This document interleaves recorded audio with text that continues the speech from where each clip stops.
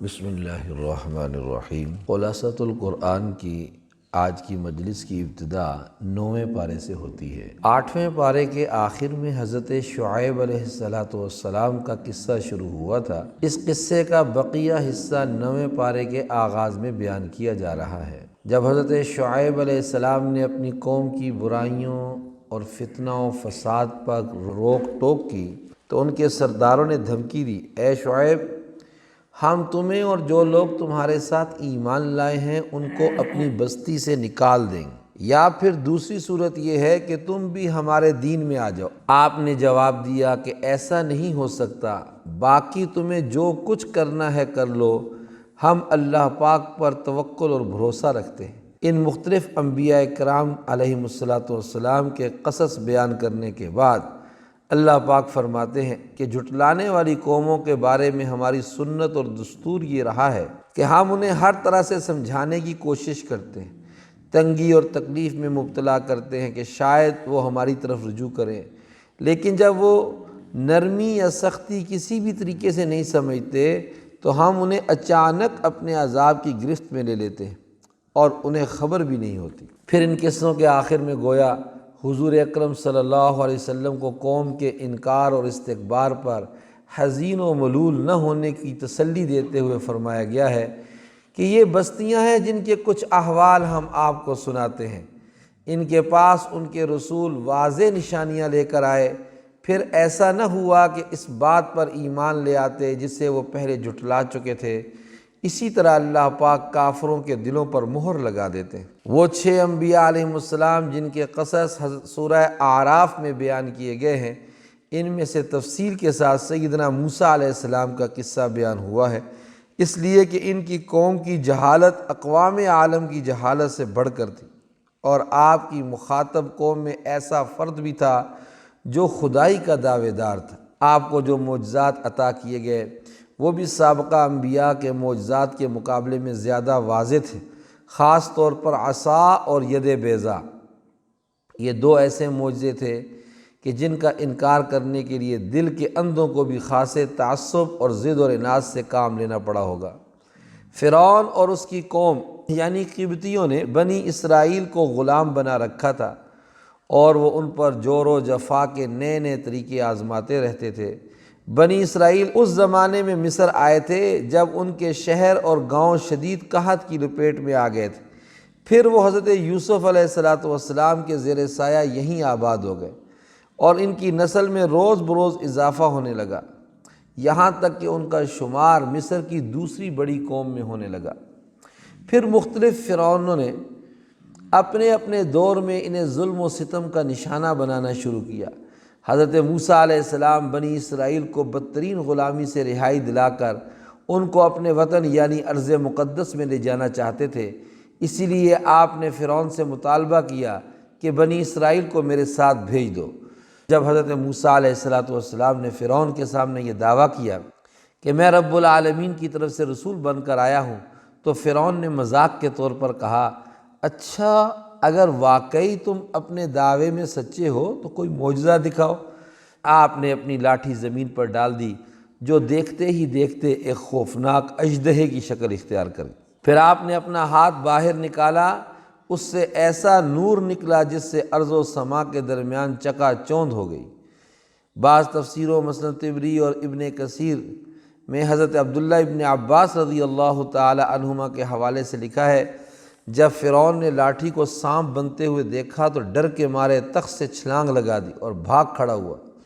پھر اسے یہ ڈر لاحق ہو گیا کہ کہیں لوگ حضرت موسیٰ علیہ السلام پر ایمان نہ لے آئیں، اس لیے اس نے اپنے مشیران خاص سے کہا، یہ ایک جادوگر ہے جو تمہارے اس ملک پر قبضہ جمانا چاہتا ہے، لہٰذا تم مجھے مشورہ دو کہ کیا کرنا چاہیے۔ انہوں نے کہا، ہمارے ملک میں بڑے بڑے ماہر جادوگر ہیں، ان سب کو جمع کر لیا جائے تاکہ وہ ایک مجمع عام کے سامنے موسیٰ علیہ السلام کو شکست فاش دیں۔ چنانچہ یہی کیا گیا۔ ایک مخصوص میدان اور معین دن میں مصر کے ہزاروں لوگوں جمع ہوئے۔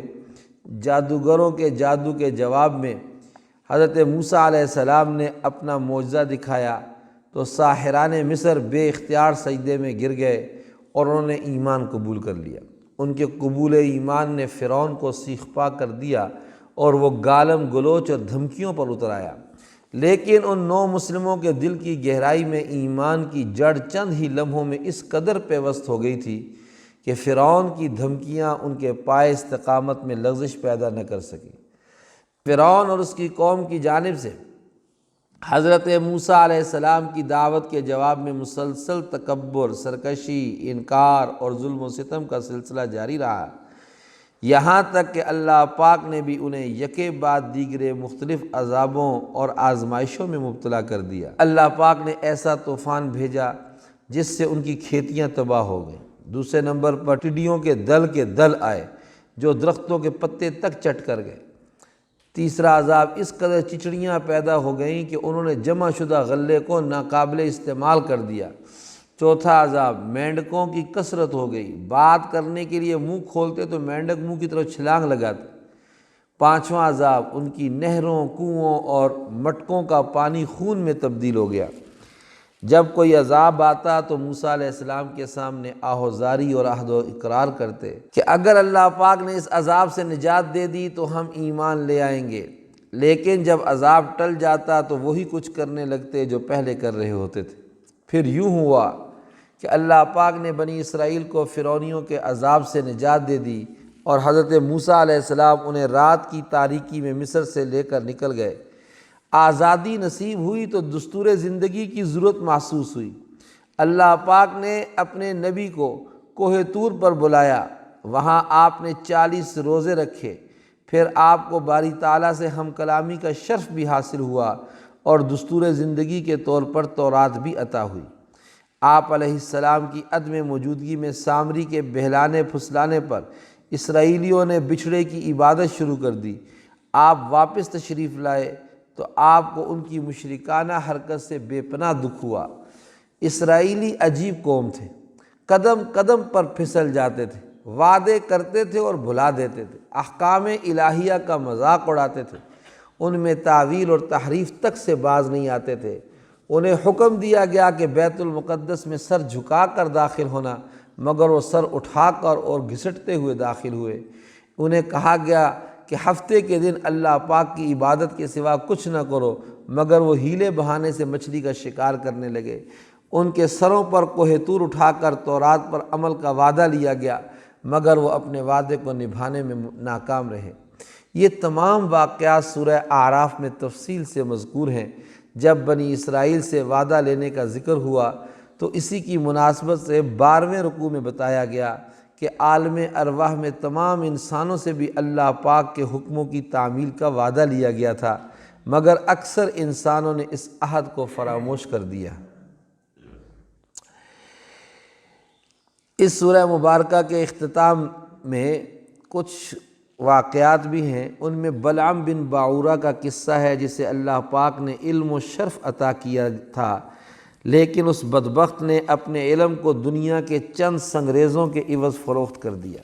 اس قصے سے ہمیں یہ عبرت حاصل ہوتی ہے کہ عمل اور اعلیٰ اخلاق کے بغیر خالی خولی علم اللہ پاک کے ہاں کسی کام کا نہیں۔ اگر تقویٰ کے بغیر علم میں کوئی شرف و کمال ہوتا تو اللہ تعالیٰ کی مخلوق میں سے ابلیس سب سے زیادہ معزز ہوتا۔ کفار چوپاؤں کی طرح ہیں، کیونکہ وہ اپنے دل و دماغ، آنکھوں اور کانوں سے فائدہ نہیں اٹھاتے، جس کا نتیجہ یہ نکلتا ہے کہ وہ ایمان سے محروم رہتے ہیں۔ جو لوگ عقل اور دماغ کو دین کے لیے استعمال نہیں کرتے وہ دیوانے ہیں، جو آیات الہیہ نہیں سنتے وہ بہرے ہیں، اور جو انہیں نظر بصیرت سے نہیں دیکھتے وہ اندھے ہیں۔ اللہ تعالیٰ کفار کو اس دنیا میں مہلت دیتا چلا جاتا ہے، یہاں تک کہ ایک وقت ایسا آتا ہے کہ انہیں اچانک پکڑ لیتا ہے۔ مہلت کے وقفے کی وجہ سے بسا اوقات انسان دھوکہ کھا جاتا ہے اور گناہوں پر جری ہو جاتا ہے۔ قیامت کا معین علم کسی کو بھی نہیں۔ اللہ پاک نے حضرت محمد رسول اللہ صلی اللہ علیہ وسلم کو اخلاق کریمانہ اختیار کرنے کا حکم دیا، فرمایا آپ عفو اختیار کریں اور نیک کام کرنے کا حکم دیں اور جاہلوں سے کنارہ کر لیں۔ اس مختصر آیت میں وہ اعلیٰ اخلاق آ گئے ہیں جنہیں اختیار کرنے کی اسلام دعوت دیتا ہے، اور ان برے اخلاق سے بچنے کی تلقین بھی آ گئی جن سے بچنا ایک نیک انسان کے لیے ضروری ہے۔ سورہ اعراف کی ابتدا بھی قرآن کی عظمت کے بیان سے ہوئی تھی اور اس کا اختتام بھی قرآن کریم کی تعظیم اور ادب و احترام کے بیان پر ہوا۔ فرمایا جب قرآن پڑھا جائے تو اسے توجہ سے سنو اور خاموش رہو تاکہ تم پر رحم کیا جائے۔ جب کوئی شخص قرآن کی عظمت کو ملحوظ رکھتے ہوئے اسے توجہ سے سنتا ہے اور اس کی آیات میں غور و تدبر کرتا ہے تو اس کا دل متاثر ہوتا ہے، جسم کے رونگٹے کھڑے ہو جاتے ہیں اور آنکھوں سے آنسو رواں ہو جاتے ہیں۔ اس کے بعد سورہ انفال ہے، ترتیب کے اعتبار سے 8ویں اور نزول کے اعتبار سے 88ویں سورہ مبارکہ ہے۔ مدنی سورہ مبارکہ 75 آیات اور 10 رکوعوں پر مشتمل ہے۔ آیت نمبر 1 میں مال غنیمت کا حکم ذکر کیا گیا ہے، اس لیے اس سورہ مبارکہ کو سورہ انفال کا نام دیا گیا ہے۔ مدنی صورتوں کی طرح اس میں بھی شرعی احکام کے بیان کو خصوصی اہمیت دی گئی ہے۔ خاص طور پر جہاد فی سبیل اللہ کا موضوع اس میں بہت نمایاں ہے۔ یہ صورت غزوہ بدر کے بعد نازل ہوئی جو کہ تاریخ اسلام میں ہونے والے غزوات کی بنیاد اور ابتدا تھا۔ اس غزوے میں اللہ پاک کی نصرت کا دیکھتی آنکھوں سے مشاہدہ کیا گیا اور ایک چھوٹے سے لشکر نے اپنے سے کئی گنا بڑے لشکر کو ذلت آمیز شکست سے دوچار کیا۔ اس صورت کی ابتدا مال غنیمت کا حکم بیان کرنے سے ہوئی ہے کیونکہ اس کی تقسیم کے بارے میں مسلمانوں میں باہم اختلاف ہو گیا تھا۔ اس کے بعد سچے مومنوں کی 5 صفات بیان کی گئی۔ نمبر 1 خشیت باری تعالیٰ، نمبر 2 تلاوت قرآن سے ایمان کی زیادتی، نمبر 3 رحمان پر بھروسہ توکل، نمبر 4 نماز کی حفاظت اور نمبر 5 اللہ پاک کے بندوں کے ساتھ احسان۔ سورہ انفال کی ایک قابل ذکر خصوصیت یہ ہے کہ اس میں اللہ پاک نے مومنوں کو 6 بار یا ایھا الذین آمنوا کے محبت آمیز الفاظ سے خطاب فرما کر انہیں ایسے اصول بتائے ہیں جن پر عمل پیرا ہو کر وہ میدان جہاد میں کامیابی کے جھنڈے گاڑ سکتے ہیں۔ پہلا خطاب آیت نمبر 15 میں ہے جس میں فرمایا گیا ہے اے ایمان والو جب تم میدان جنگ میں کافروں سے ٹکراؤ تو ان سے پیٹھ مت پھیرو۔ دوسرا خطاب آیت نمبر 20 میں ہے جس میں ارشاد خداوندی ہے اے ایمان والو اللہ تعالیٰ اور اس کے رسول صلی اللہ علیہ وسلم کے حکم کی اطاعت کرو اور اسے سن کر اس سے اعراض نہ کرو، پہلو تہی نہ کرو۔ تیسرا خطاب آیت نمبر 23 میں ہے اے ایمان والو اللہ تعالیٰ اور اس کے رسول صلی اللہ علیہ وسلم کا حکم مانو جب وہ تمہیں ایسے کام کی طرف بلائیں جس میں تمہاری زندگی ہے۔ چوتھا خطاب آیت نمبر 27 میں ہے ارشاد خداوندی ہے اے ایمان والو اللہ تعالیٰ اور رسول اللہ صلی اللہ علیہ وسلم سے خیانت نہ کرو اور آپس کی امانتوں میں بھی جان بوجھ کر خیانت نہ کرو۔ پانچواں خطاب آیت نمبر 29 میں ہے اے ایمان والو اگر تم اللہ پاک سے ڈرتے رہو گے تو وہ تمہیں فرقان عطا کر دے گا، تمہارے گناہ تم سے دور کر دے گا اور تمہیں بخش دے گا اور اللہ تعالیٰ بڑے فضل والے ہیں۔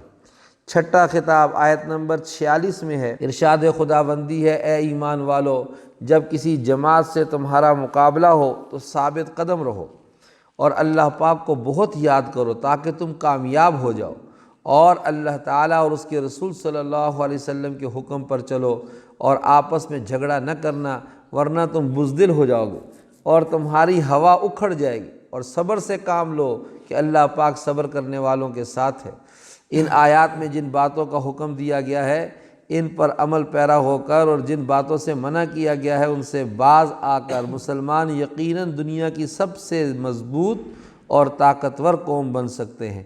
ایسی جماعت کبھی شکست سے دوچار نہیں ہو سکتی جو دشمن کے مقابلے میں ثابت قدم رہے، جو اللہ پاک اور رسول اللہ صلی اللہ علیہ وسلم کے احکام کی اطاعت کرنے والی ہو، جو ایسی دعوت پر لبیک کہنے والی ہو جس میں دلوں کی زندگی اور عزت و سعادت کا راز پوشیدہ ہو، جو نہ دین میں خیانت کرتی ہو اور نہ دنیاوی حقوق کی ادائیگی میں خیانت کا ارتکاب کرتی ہو، سب سے بڑھ کر یہ کہ وہ خوف خدا اور تقوی کی صفت سے متصف ہو، اور آخری بات یہ ہے کہ وہ گولہ بارود کی بارش میں بھی اللہ پاک کا ذکر کرتی رہے، اس کا کلمہ ایک ہو، اس کی صفوں میں کامل اتحاد ہو، وہ نفسانی اور گروہی تنازعات اور اختلافات میں مبتلا نہ ہو، ذرا غور کیجئے، جس جماعت میں یہ صفات پائی جائیں وہ کبھی شکست کھا سکتی ہے؟ یقیناً وہ فتح ہی سے ہمکنار ہوگی، اگرچہ ان کا مقابلہ پہاڑوں ہی سے کیوں نہ ہو۔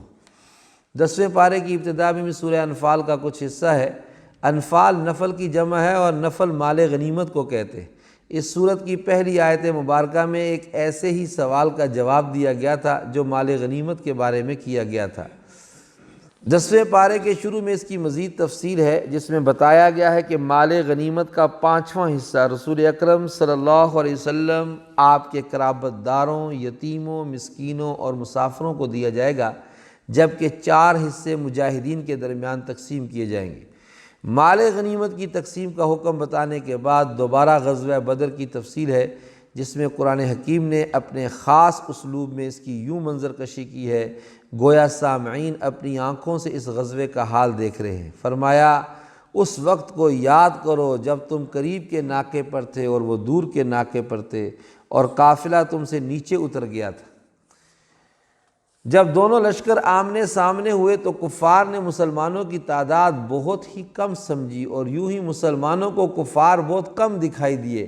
ایسا اس لیے ہوا کہ اللہ پاک نے اس جنگ کا ہونا طے فرما دیا تھا، اور اللہ تعالیٰ نہیں چاہتا تھا کہ کوئی فریق بھی دوسرے کی کثرت سے مرعوب ہو کر راہ فرار اختیار کر جائے۔ اللہ پاک نے غزوہ بدر میں مسلمانوں کی نصرت کا تذکرہ کرنے کے بعد اللہ پاک کی نصرت کے حصول کے 4 عناصر بھی ذکر فرمائے۔ نمبر 1، میدان جنگ میں ثابت قدمی۔ نمبر 2، کثرت ذکر اللہ۔ نمبر 3، آپس کے اختلافات اور لڑائی جھگڑے سے بچ کر رہنا۔ نمبر 4، دشمن سے مقابلے کے وقت ناموافق امور پر صبر کرنا۔ کامیابی کے 4 عناصر بتانے کے ساتھ ساتھ مشرکین کی طرح فخر و غرور اور دکھاوا کرنے سے منع کیا گیا ہے۔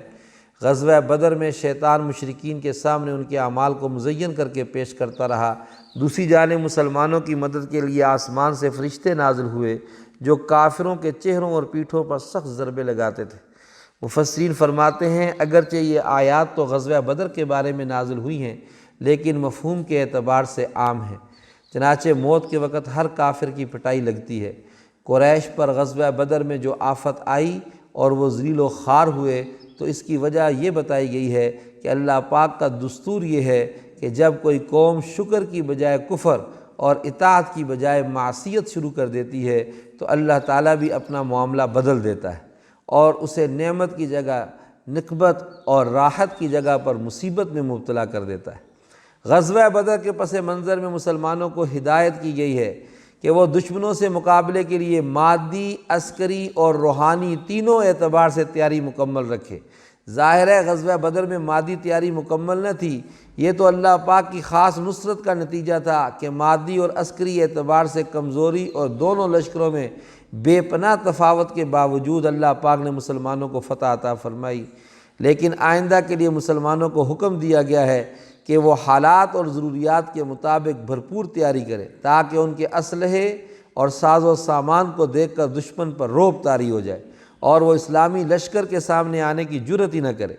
ارشاد خداوندی ہے، جہاں تک ہو سکے تم ان سے مقابلے کے لیے تیار رکھو، قوت بھی اور گھوڑوں کا پالنا بھی، کہ اس کے ذریعے تمہاری دھاک بیٹھی رہے اللہ کے دشمنوں پر اور تمہارے دشمنوں پر اور ان کے سوا دوسرے لوگوں پر جنہیں تم نہیں جانتے، اور وہ اللہ انہیں جانتا ہے۔ یہاں اس بات کی وضاحت ضروری ہے کہ مادی قوت اور طاقت کی اہمیت باوجود روحانی قوت کا انکار نہیں کیا جا سکتا، بلکہ حقیقت تو یہ ہے کہ دشمن سے دو بدو ہونے کے لیے روحانی اور ایمانی قوت تمام دوسری قوتوں اور وسائل کے مقابلے میں زیادہ اہمیت رکھتی ہے۔ یہی وہ قوت ہے جو کمزور کو طاقتور بناتی ہے، جو چھوٹے کو بڑے لشکر کے ساتھ ٹکرانے کا حوصلہ عطا کرتی ہے، جو شہادت کی راہ پر چلنا آسان کرتی ہے۔ ایمانی قوت رکھنے والوں کو ایسا رعب عطا کیا جاتا ہے جو بڑے بڑے سورماؤں کو لرزہ براندام کر دیتا ہے۔ اپنی اس اجتماعی کمزوری کا کیسے اعتراف کیا جائے کہ آج کے مسلمان فکری، علمی، مادی اور روحانی ہر اعتبار سے ضعف اور کمزوری کا شکار ہے۔ جہاں مسلمانوں کو جنگ کے لیے ہمہ وقت مستعد رہنے کا حکم دیا گیا ہے، وہیں یہ بھی حکم دیا گیا ہے کہ اگر یہ کافر صلح کی طرف مائل ہوں تو تم بھی اس کی طرف مائل ہو جاؤ۔ اس آیت سے واضح طور پر ثابت ہوتا ہے کہ اگر صلح میں مسلمانوں کی مصلحت ہو تو صلح کر لینی چاہیے۔ جنگ کی تیاری اور جذبہ جہاد کا یہ مطلب ہرگز نہیں کہ بہر صورت جنگ ہی کرنا ضروری ہے اور مصالحت سے دور رہنا اللہ کا حکم ہے۔ خود نبی کریم صلی اللہ علیہ وسلم نے متعدد مواقع پر صلح کا راستہ اختیار فرمایا ہے۔ جنگ بدر میں 70 مشرکین گرفتار ہوئے تھے۔ ہمارے آقا صلی اللہ علیہ وسلم نے اپنی عادت کے موافق ان کی قسمت کا فیصلہ کرنے کے لیے صحابہ کرام رضوان اللہ علیہ مجمعین سے مشورہ کیا۔ حضرت عمر اور دوسرے کئی صحابہ کی رائے یہ تھی کہ انہیں قتل کر دیا جائے، جبکہ صدیق اکبر اور بعض دوسرے صحابہ نے مشورہ دیا کہ انہیں فدیہ لے کر آزاد کر دیا جائے۔ حضور پاک صلی اللہ علیہ وسلم نے اسی رائے کو پسند فرمایا اور ان قیدیوں کو رہا کر دیا۔ اس پر اللہ پاک کی طرف سے عتاب نازل ہوا۔ فرمایا گیا اگر اللہ پاک کا حکم پہلے نہ آ چکا ہوتا تو جو فدیہ تم نے لیا ہے اس کے بدلے تم پر بڑا عذاب نازل ہوتا۔ اس قسم کی آیات جن میں رسول اکرم صلی اللہ علیہ وسلم پر عتاب فرمایا گیا ہے، قرآن کی صداقت اور حقانیت کی دلیل ہے۔ اگر بالفرض قرآن اللہ کا کلام نہ ہوتا تو ایسی آیات کو قرآن میں ہرگز جگہ نہ ملتی۔ یہ بات بھی ملحوظ رہے کہ عتاب کے باوجود اللہ پاک نے مسلمانوں کو اس فدیے کے کھانے کی نہ صرف اجازت دی بلکہ اسے حلال اور پاکیزہ قرار دیا جو مشرک قیدیوں سے لیا گیا تھا۔ سورت کے اختتام پر ان لوگوں کو ایک دوسرے کا رفیق کار قرار دیا گیا ہے جو اللہ پاک کی رضا کے لیے ہجرت اور جہاد کرتے ہیں، ایک دوسرے کو ٹھکانہ فراہم کرتے ہیں اور ایک دوسرے کی مدد کرتے ہیں۔ سورت کی ابتدا جہاد اور غنیمت کے ذکر سے ہوئی تھی، اختتام نصرت اور ہجرت کے ذکر پر ہو رہی ہے۔ گویا یہ سورت ابتدا سے اختتام تک جہاد ہی کے بیان پر مشتمل ہے۔ یہیں پر 10ویں پارے کا پاؤ مکمل ہوتا ہے۔ آج سورہ توبہ شروع ہوگی، وہ انشاءاللہ کل کی مجلس میں۔ حق تعالی شانہ سورہ اعراف اور سورہ انفال کے جو مضامین آج کی مجلس میں ذکر ہوئے، اللہ پاک ان کے مطابق زندگیوں کو ڈھالنے کی